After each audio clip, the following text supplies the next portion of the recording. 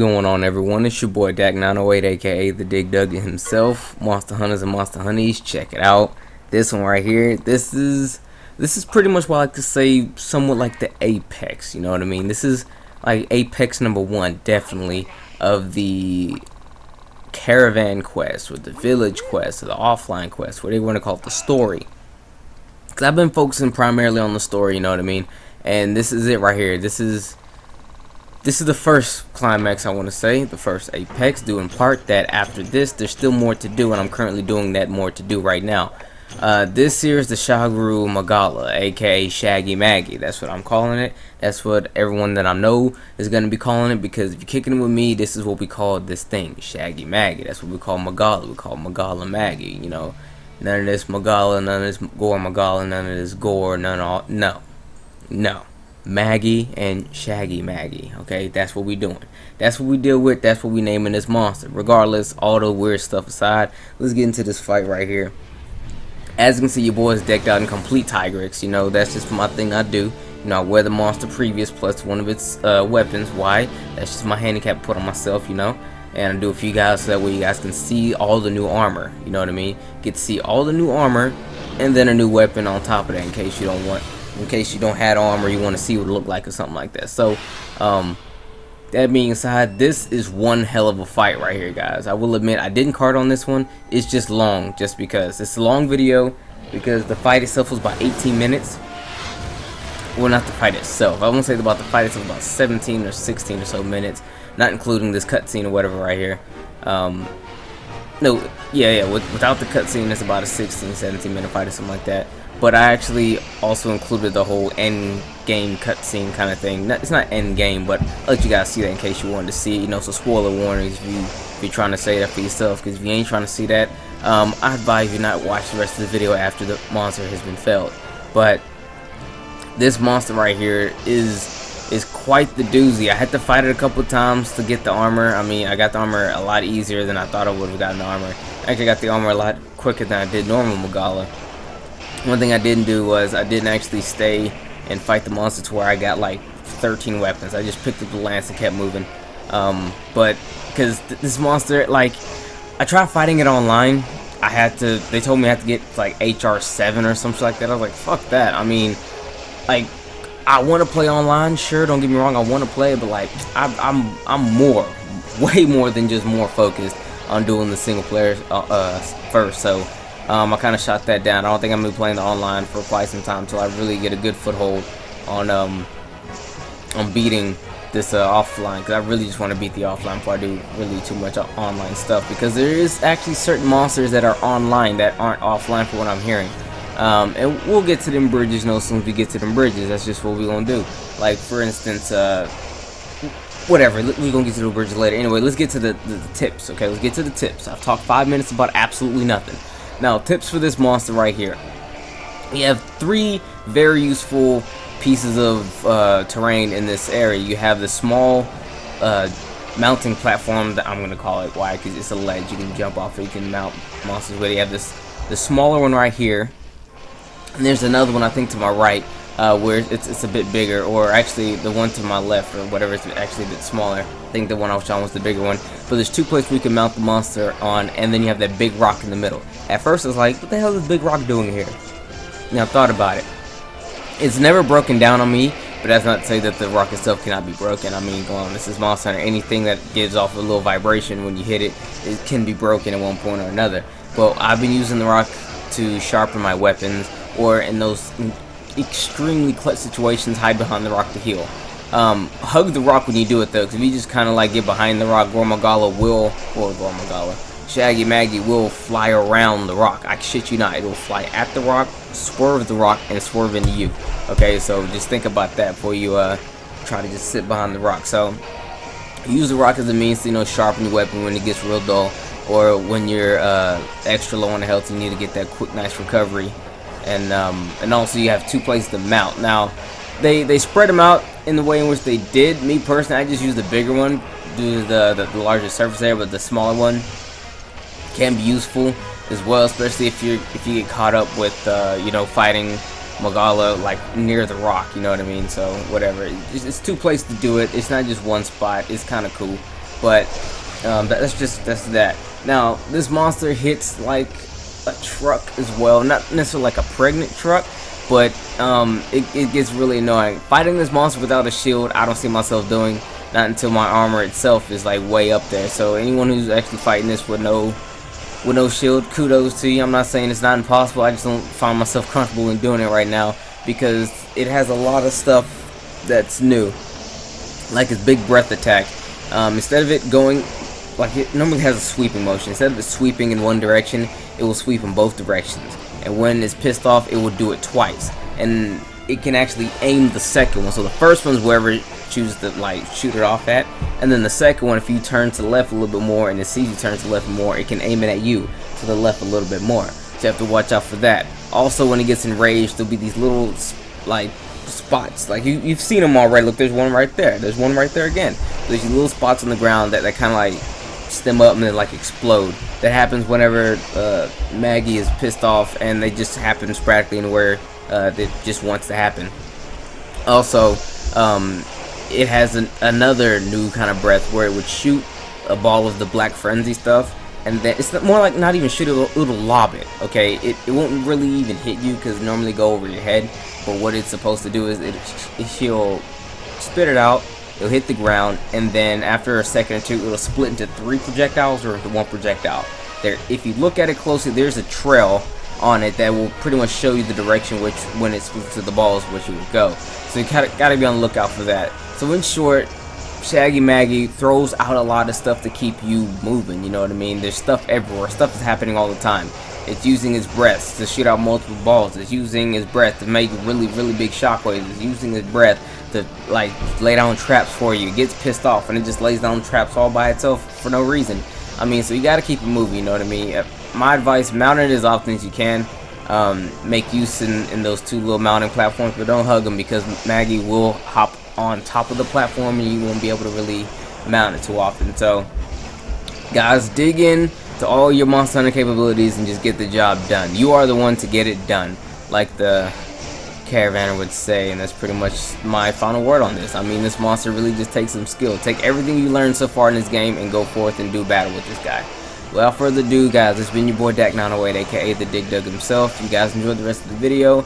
Also, I put in the cinematics. If you don't want to see the cinematics, don't watch them. We'll end the video right after I finish the monster off. But if you do want to watch them, it's actually pretty cool. Anyway, guys, it's been your boy. Take care. I'll see you on the next one. Next Monster Hunter is going to be a giant hermit crab because I think we're moving on to that high rank stuff. So slowly but surely, we're going to get some more of these hunts coming in at you guys. Anyway, guys, take care.